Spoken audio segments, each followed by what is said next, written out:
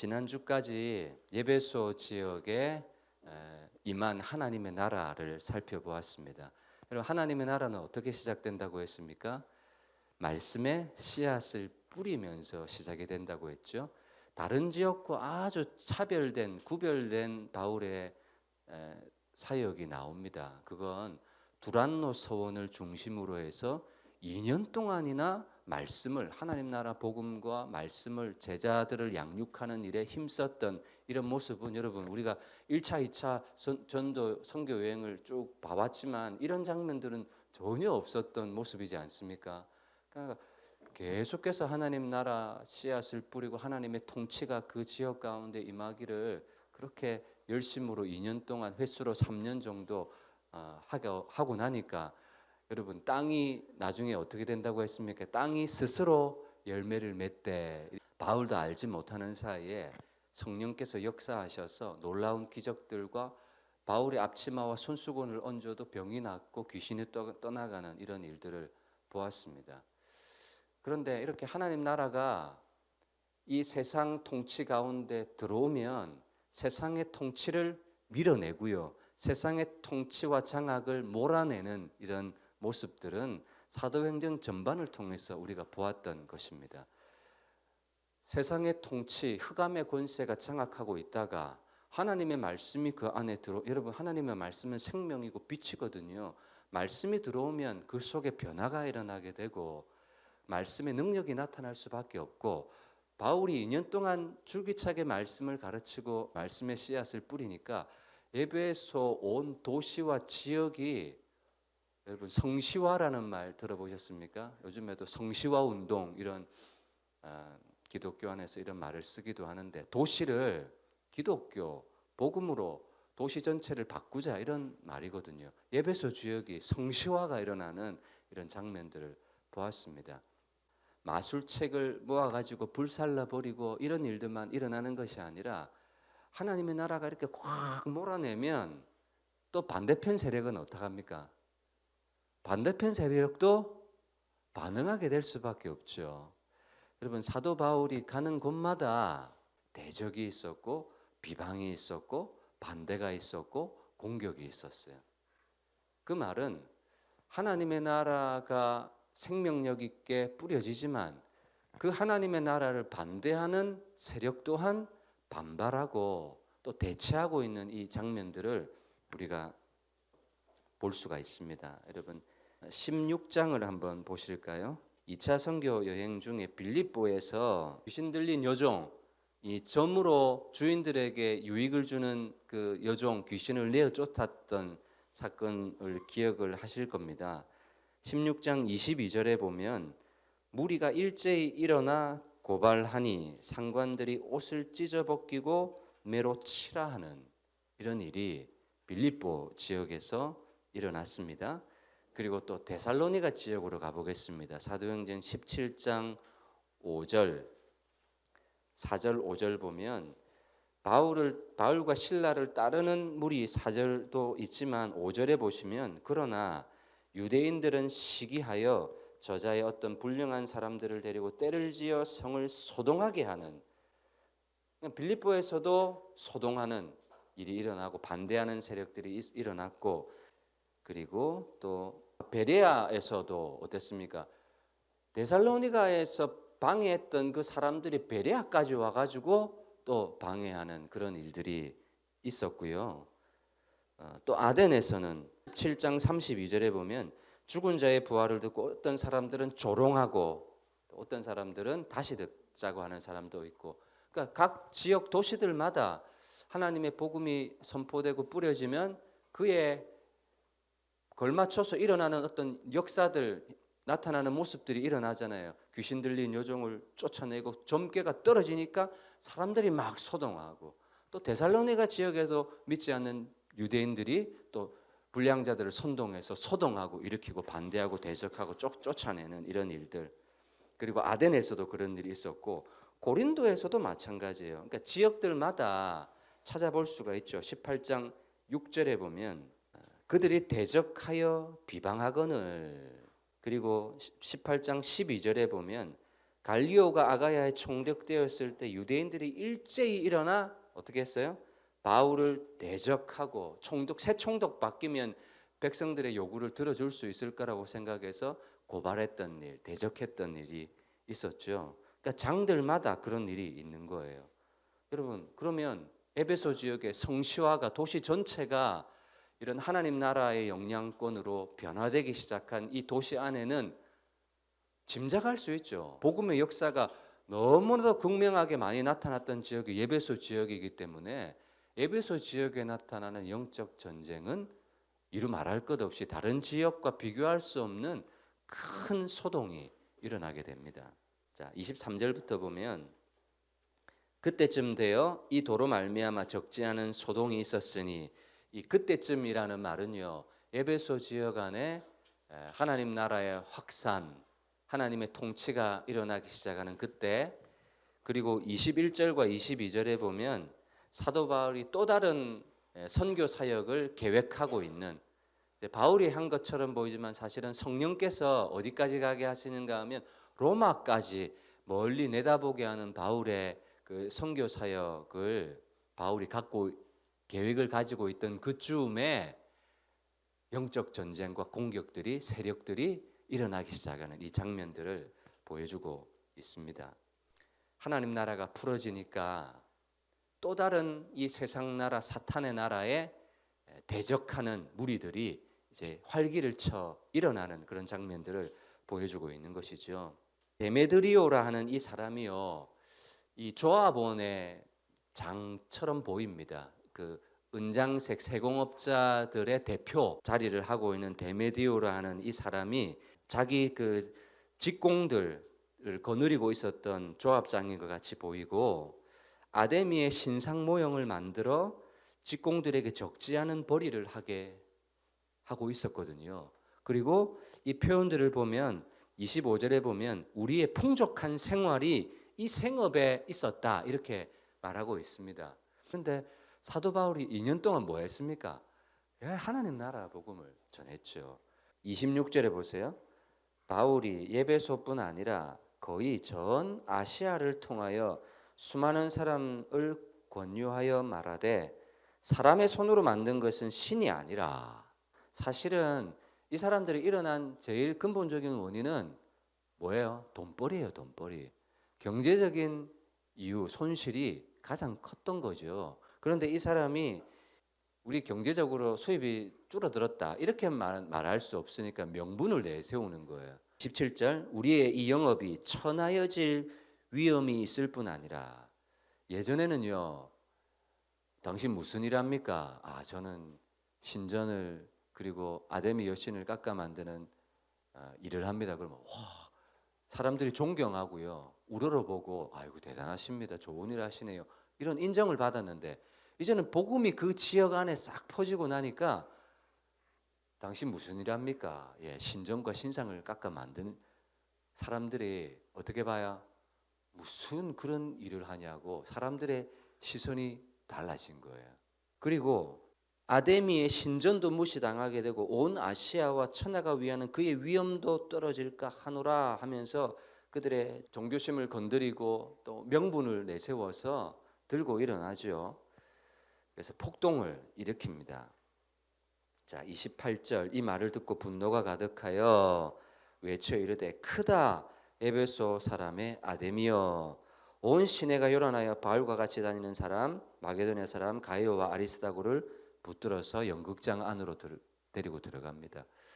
이 장면은 뭐 자세하게 기록하고 있지 않지만 사실은 바울을 잡으려고 했던 것처럼 보이는 것 같아요. 그런데 바울이 아니라 바울과 함께 다니는 동력자 두 사람을 잡아서 에베소 극장 안으로 막 군중들과 함께 소리 지르면서 극장 안으로 무르르 몰려 들어가고, 사람들이 무슨 소리지 하고 또 함께 몰려 들어온 사람들이 그 성 안에 가득 들어오게 된 것입니다. 이 장면들을 보면 단순히 데메드리오라는 사람이 경제적인 손실이 있어서 들고 일어났던 일 이렇게 볼 수 있지만, 우리가 앞에 선교 여행들을 잘 이렇게 읽어보고 오는 문맥을 따라서 보면 이 지역에 사단의 발버둥과 영적 전쟁이 일어나는 예전에는 막 유대인들이 시기하고 들고 일어나고, 그죠?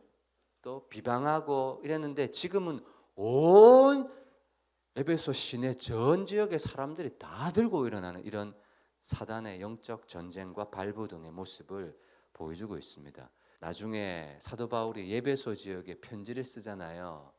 에베소서 6장절입니까? 8절입니까? 7절입니까? 한번 보여주시겠어요? 끝으로 너희가 주 안에서와 그의 힘의 능력으로 강건하여지고 마귀의 관계를 대적하기 위하여 하나님의 전신갑주를 취하라. 우리의 씨름은 혈과 육에 대한 씨름이 아니다. 우리의 씨름이라고 되어 있지만 우리의 싸움이에요. 이건 전쟁이라고 번역해도 됩니다. 우리의 씨름, 우리의 싸움과 우리의 전쟁은 혈과 육을 상대하는 거. 지금 데메드리오를 상대하는 것이 아닌 거예요. 통치자들과 권세들과 이 어두움의 세상 주관자들과 하늘에 있는 악의 영들을 상대함이라. 사도 바울이 이 사건을 경험하고 난 다음에 에베소 지역에 편지를 보내면서 우리는 데메드리오를 상대한 것도 아니고 아데미 신전과 신상을 상대한 것도 아니고 누구를 상대하는 거예요? 사탄 마귀가 통치하고 있는 이 통치자, 권세자, 이 어둠의 세상 주관자들, 하늘에 있는 악한 영들을 상대한 이 영적 전쟁을 회상하면서 회고하면서 에베소 사람 그 교회 성도들에게 하나님의 전신갑주를 취해야 된다. 사도 바울은요, 말씀해 보면 어떻게 하려고 합니까? 들어가려고 해요. 왜냐하면 자기를 대신해서 잡혀 들어간 두 사람 건져내야 되고 그 소동에 대한 책임이 있기 때문에 사도 바울은 들어가려고 해요. 그런데 들어가지 못해요. 왜 들어가지 못할까요? 들어가면 죽어요. 하나님이 사도 바울을 보호하고 계시는 거예요. 왜 제가 보호하고 계신다 이렇게 해석을 했냐면 21절 22절에 보면 사도 바울이 어떤 계획을 가지고 있습니까? 성령 안에서 어떤 선교의 계획을 가지고 있습니까? 바울이 마게도냐와 아가야를 거쳐 예루살렘에 가기로 작정하여 이르되 내가 예루살렘에 갔다가 후에 로마도 보아야 하리라. 사도 바울은 지금 성령 안에서 어떤 계획을 가지고 있어요?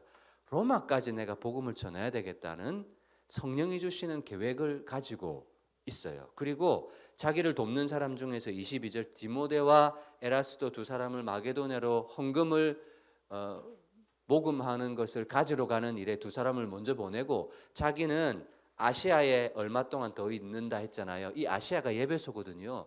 그러니까 이런 계획들을 가지고 있는 거예요, 사도 바울은. 그런데 여러분, 소요가 일어나고 사단의 영적 전쟁을 일어나서 무리들 가운데 휘말리면 사도 바울은 어떻게 돼요? 하나 성령이 주신 계획을 실행하지 못하게 돼요. 사도행전 1장 8절의 말씀을 성취하지 못하게 돼요. 성령의 권능을 받아서 예루살렘과 온 유대와 사마리아와 결국은 땅 끝까지 가야 되거든요. 그런데 이런 위기와 어려움과 방해와 영적 전쟁 공격 앞에 사도 바울은 뭐 할 수가 없어요? 죽임을 당할 수가 없는 거예요. 그 말씀이 성취가 될 수 없는 거죠. 그래서 하나님은 사도 바울을 지켜주시고 보호해 주시는 거예요. 어떤 방식으로 보호해 주시는가 하면 30절 보면 제자들이 말려요. 제자들을 통해서 못 들어가게 해요. 그리고 31절 또 아시아 관리 중 에베소 지역의 공무원 친구가 있었나 봐요. 공무원 친구가 사람들을 보내서 연극장에 들어가지 말라 이렇게. 그러니까 사도 바울 입장에서도 제자들이 말리죠. 자기 친구 에베소 공무원 관리가 들어가지 말라고 말리죠. 그러니까 사도 바울도 들어갈 수가 없는 거예요. 32절에 보면 모인 사람들 중에요. 어떤 이들은 이런 말을 하고 어떤 이들은 저런 말을 하고 모인 무리가 분란하여 태반이나 야 우리 여기 왜 모였냐 이러는 거예요. 사람들이 모인 이유를 태반이나 몰라요. 그런데 아는 사람은 있는 거예요. 누가 알아요? 그 다음 절 나옵니다. 33절 유대인들이 무리 가운데서 알렉산드를 권하여 앞으로 밀어내니 여러분 여기 나온 유대인들은 누구냐면 19장 8절 9절 보세요. 19장 8절 9절 바울이 회당에 들어가 석 달 동안 담대히 하나님 나라에 관하여 강론하며 권면하되 어떤 사람들은 마음이 굳어 순종하지 않고 무리 앞에서 이 도를 비방하거늘 이라고 돼 있죠. 이 사람들, 이 유대인들은 알고 있는 거예요. 사도 바울이 지금 복음을 하나님 나라의 복음을 에베소 지역에 전했고 그 복음의 여파로 이 직공들의 수입이 줄어들게 되었고 그래서 이 잡아온 두 사람이 문제가 아니라 이 두 사람은 동력자일 뿐이고 문제는 사도 바울을 잡아야 이 문제가 해결된다라는 것을 무리들 앞에서 이야기하고 설명해 줄 사람이 필요했던 거예요. 그래서 유대인들 중에서 이야기를 잘하는 사람이 있었는데 그 사람이 알렉산더였거든요. 그 사람을 그냥 여기 말씀해 보면 밀어내니라고 돼 있죠. 원어에 보면 던졌다 이런 표현이 있습니다. 그 사람을 그냥 앞으로 밀쳐내 보낸 거예요. 그래서 알렉산더가 나와가지고 여러분 진정하십시오. 제가 모인 이유를 태반이나 모르고 있으니까 내가 이 사건의 요지와 마무리 어떻게 누구를 잡아야 마무리가 될지를 설명해 보겠습니다 하고 싹 나왔는데 하나님은 어떻게 하시는가 보세요. 백성에게 변명하려 하나 34절 그들은 그가 유대인인 줄 알고 이 유대인인 줄 알고는요 사도 바울과 같은 통속인 줄 알고 이 말이에요.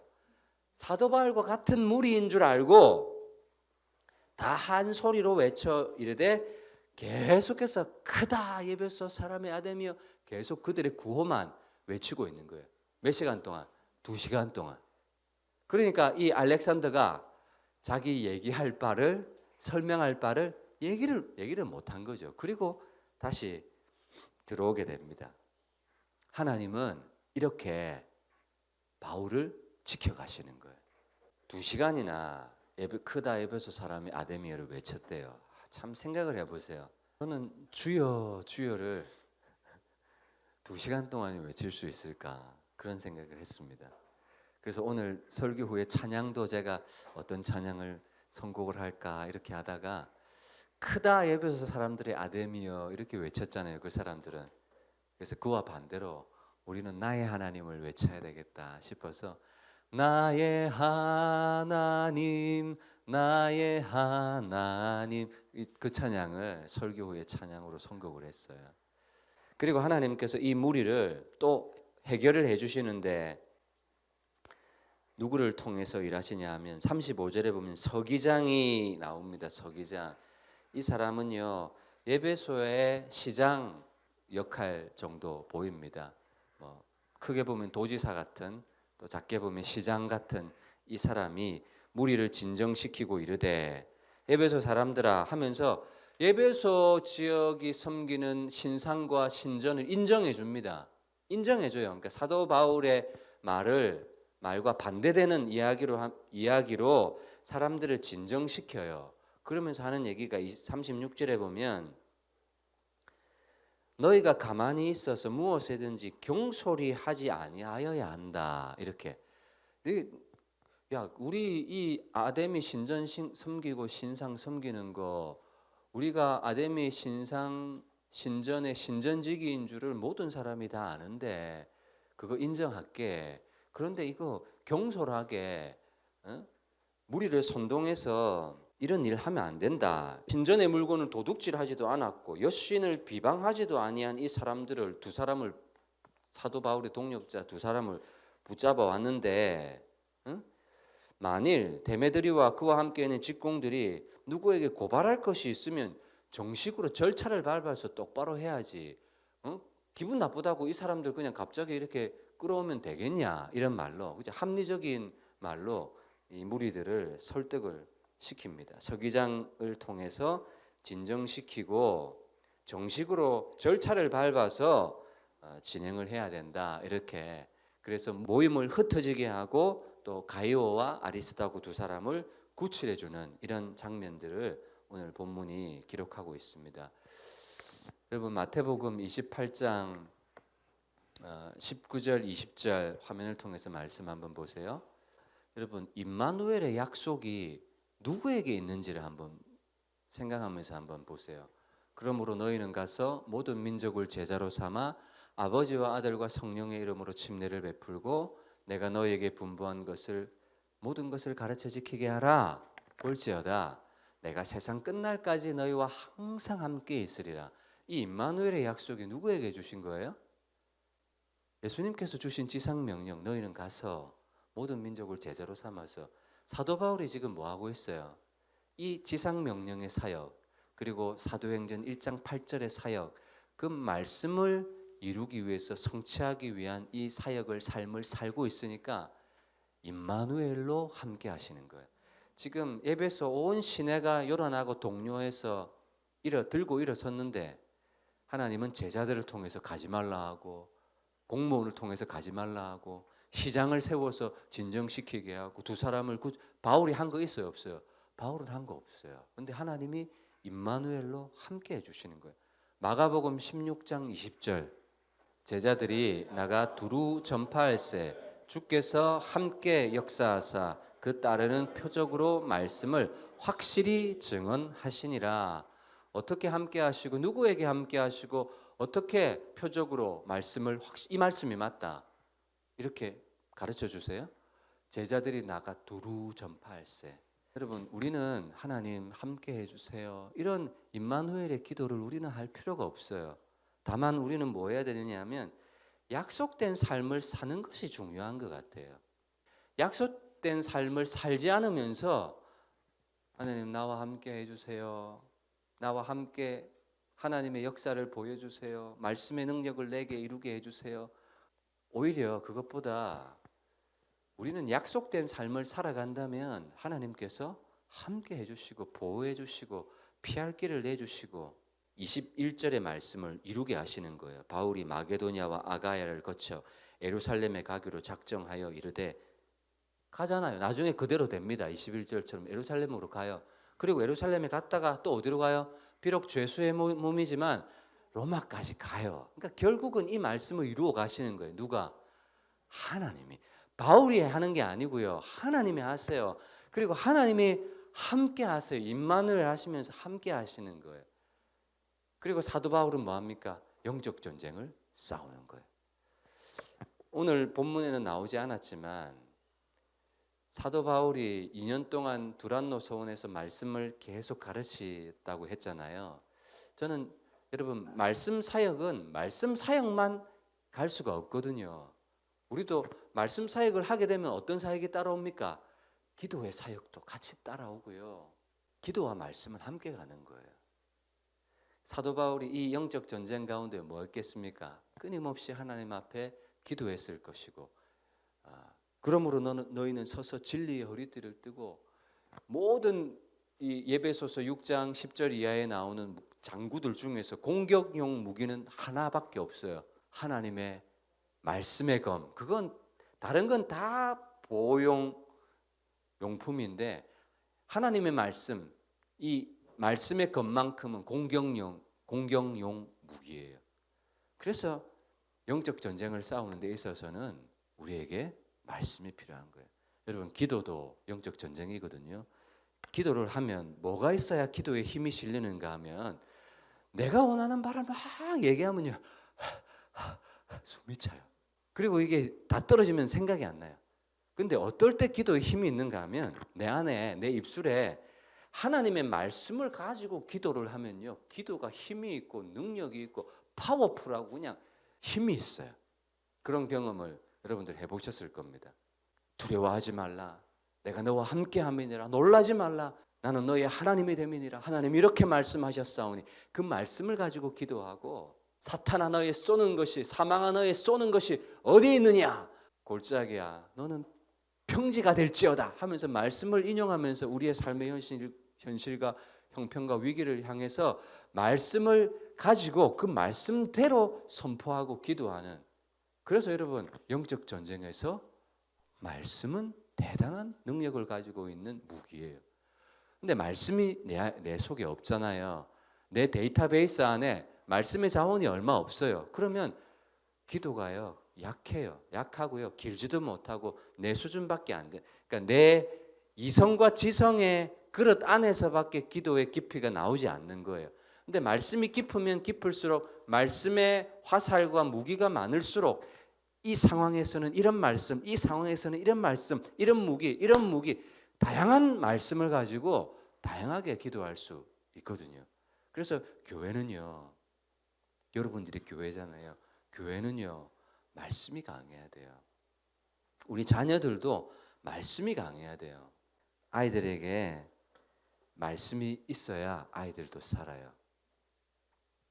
어떻게든 말씀을 가까이 하게 하고 말씀을 읽게 하고 묵상하게 하고 성경을 들여다보게 하는 이런 습관과 훈련들을 계속해야 아이들이 영적 전쟁에서 살아날 수 있는 힘을 스스로 가지는 거예요. 여러분 언제까지 숟가락을 떠서 아이들 입에 넣어줄 수 있습니까? 이런 목양이라는 것도요. 목회자가 뭘 먹여주는 거예요? 말씀을 잘 먹여주는 거잖아요. 예배에 있어서 절정이라고 할 수 있는 시간은 아마 말씀이 선포되는 시간일 거예요. 다른 모든 시간들도 중요하지만 대부분 교회들은 말씀을 하이라이트로 중심으로 해서 예배를 드리고 있거든요. 그러므로 여러분들 삶 가운데 영적 전쟁을 모두 다가 우리가 싸워야 되는데 여러분 이번 한 주도 영적 전쟁을 싸우는데 무기가 없이는 안 되잖아요. 군인이 전쟁터 나가는데 무기 없이 어떻게 싸웁니까? 지금도 우크라이나 전쟁, 러시아 전쟁 뭐가 관건이냐면 무기전이에요. 무기전. 우크라이나가 세계 각지로부터 뭘 공급받아요? 무기를 공급받잖아요. 무기. 뭐 지금 양식도 필요하고 뭐 다른 것도 보급도 필요한데 무기가 있어야 이기는 거예요. 그리고 여러분 예배소 지역의 이런 영적 전쟁을 바라보면서 우리의 삶 가운데도 여러분 영적 전쟁을 싸워야 돼요. 근데 어떻게 싸워요? 하나님의 말씀으로 무장을 하고 무기를 가지고 있어야. 여러분 저도요 여러 사람들을 만나고 상대하고 상담을 하고 목회를 합니다. 여러분 저의 상담이 어떨까요? 어떤 목회일까요? 어떤 상담일까요? 세상의 사람들이 상담 안 해요. 뭐 해주는 거냐 하면 말씀을 공급해 주는 거예요. 이런 상황이지요. 그러면 어떻게 합니까? 이런 상황에 가장 적절한 말씀을 그 사람에게 먹여주고 공급해주고 제시해주는 거. 그게 목양이고 목회이거든요. 하나님의 말씀으로 그 사람의 길과 방향을 그리고 조언을 충고를 길을 제시해주거든요. 저에게 있어서도 무기는 말씀이에요. 말씀. 그래서 매일 말씀 앞에 섭니다. 매일매일 말씀을 읽으시고 묵상하시고 그것이요 여러분들에게 지금은 나의 삶에 눈에 띄는 변화를 가져오는 것처럼 느껴지지 않을 수 있습니다. 그러나 그것이 영적 전쟁에 있어서 승리하는 가장 완벽한 무기가 된다는 사실을 꼭 기억하시고 이번 주간도 영적 전쟁을 잘 싸우시고 또 무기를 잘 갖추어 승리하시기를 주님의 이름으로 축복합니다. 여러분 언제 목소리를 크게 높여서 나의 입을 크게 열어서 나의 하나님 이렇게 부를 수 있는 시간이 기회가 여러분 한 주 가운데 얼마나 있는지 모르겠습니다. 그러나 이렇게 나의 하나님을 고백하고 부르고 그분과 더불어 그분이 주시는 말씀과 더불어 나의 삶을 살아가는 것이 아무것도 아닌 것 같아 보여도 이것만큼 능력 있는 삶이 없어요. 그래서 여러분 이번 주 하나님이 영적 전쟁을 승리로 살아갈 수 있도록 제게 믿음을 주시고 능력을 주시고 또 말씀 앞에 설 때마다 성령님 나의 귀와 눈과 마음을 열어서 주의 기이한 법을 깨달아 알게 하여 주옵소서. 우리 이렇게 하나님 앞에 기도합니다.